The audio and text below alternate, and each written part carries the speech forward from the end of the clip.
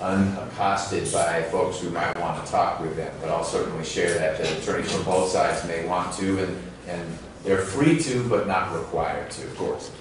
Mr. Harvey, Mr. Samuel, anything else before we break for the day? No. Okay. Well, I thank the jurors for their time. I think it's equally important to thank the attorneys and investigators for both sides for working hard and conscientiously on this case as well. It was complicated, it was drawn out, it was important. A life was lost and a life is at stake as a result of the charges. And I appreciate everyone's professionalism and dedication to bringing this matter forward. What I'm going to invite the state and the defense to do is to coordinate with Ms. Nelson on a date and time that makes sense for a sentencing hearing.